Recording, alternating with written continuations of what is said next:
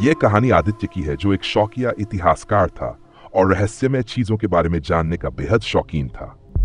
एक दिन उसे पुराने किले में एक लाइब्रेरी के बारे में पता चला जो वर्षों से बंद पड़ी थी। लोगों का मानना था कि उस लाइब्रेरी में ऐसी किताबें थीं जो अजीबोगरीब शक्तियों वाली थीं। आदित्य ने तय किया कि वह इस जगह का दौरा करेगा और खुद इन कहानियों की सच्चाई जानने की कोशिश करेगा। अगले ही दिन आदित्य उस किले की ओर चल पड़ा। किला सुनसान और वीरान था। उसकी टूटी फूटी दीवारें और जगह जगह पड़ी धूल इस बात का संकेत दे रही थी कि यहाँ बहुत समय से कोई नहीं आया था। लाइब्रेरी का दरवाजा धक्का देकर खोला और उसके अंदर कदम रखते ही उसे एक अजीब सी ठंडक महसूस हुई। उसे ऐसा लग रहा था मानो कोई उसे देख रहा हो। लाइब्रेरी में किताबों की अलमारियां लगी थीं और उनमें पुरानी किताबें बिखरी पड़ी थीं। आदित्य एक एक करके किताबों को देखता रहा जब उसकी नजर एक काले रंग की मोटी किताब पर पड़ी। यह किताब बाकियों से बिल्कुल अलग थी। उस पर काले रंग का कवर था और उस पर रहस्यमयी चिन्ह बने हुए थे। किताब को छूते ही आदित्य को हल्की सी झंझनाहट महसूस हुई। ऐसा लगा मानो उस किताब में कोई अजीब शक्ति थी। किताब को उत्सुकता में खोलते ही उसके पहले पन्ने पर लिखा था, यह किताब एक प्राचीन जादू का खजाना है। जो इसे पूरी पढ़ेगा उसकी आत्मा इसकी कैद हो जाएगी। आदित्य को पहले तो यह एक अफवाह लग रही थी, लेकिन फिर उसने सोचा कि एक पन्ना पढ़ने से क्या ही हो सकता है।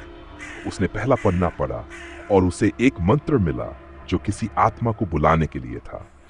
मंत्र पढ़ते ही अचानक हवा में एक तेज झोंका आया और किताब के पन्ने खुद पलटने लगे। लाइब्रेरी की सारी खिड़कियां अपने आप खुल गई और एक अजीब सी सरसराहट की आवाज होने लगी। आदित्य ने घबराकर किताब बंद करनी चाहिए, पर किताब अब उसके हाथों से चिपक गई थी, जैसे वह उससे आजाद ही नहीं होना चाहती थी। तभी लाइब्रेरी में अंधेरा छा गया और आदित्य के सामने एक धुंधली परछाई उभरने लगी।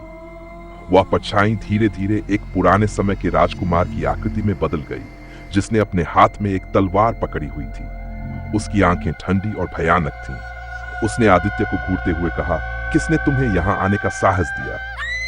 आदित्य कांपता हुआ बोला, मुझे माफ कर दीजिए। मैं सिर्फ जानना चाहता था। राजकुमार की आत्मा ने ठहाका लगाते हुए कहा, यह किताब मेरे अभिशाप का प्रतीक है। इस किताब को जिसने भी पढ़ा उसकी आत्मा हमेशा के लिए इसमें कैद हो जाती है।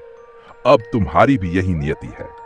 आदित्य ने खुद को छुड़ाने की कोशिश की, लेकिन उसके पैरों ने जैसे जमीन में जड़ पकड़ ली थी। किताब अब और भारी लग रही थी, मानो वह उसे कहीं खींच रही हो। उसकी आंखों के सामने सब धुंधला होने लगा और उसे चारों ओर केवल काले रंग की छायाएं ही दिखाई देने लगीं। वह जितना संघर्ष करता, उतना ही किताब का जादू उसे अपनी ओर खींचने लगता। तभी उसे एक पन्ने पर एक आखिरी मंत्र दिखा, जो इस अभिशाप को तोड़ने का तरीका बताता था। पर उस मंत्र को पढ़ने के लिए उसे अपनी उंगली का खून देना पड़ता। उसके पास और कोई रास्ता नहीं था। उसने अपनी उंगली काटी और खून की कुछ बूंदों को किताब पर गिराया। मंत्र को जैसे तैसे पढ़ते ही किताब एक भयानक चीख के साथ बंद हो गई और लाइब्रेरी में छाई अंधकार की छायाएं एक एक कर गायब होने लगीं।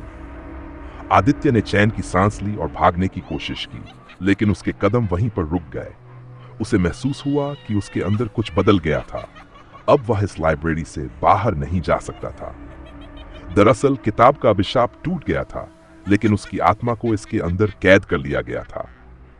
आदित्य अब खुद उस किताब का हिस्सा बन चुका था और जब भी कोई नया व्यक्ति इस किताब को खोलने आता, आदित्य की परछाई वहां प्रकट होती और उसे उसी भयावह जाल में फंसा लेती।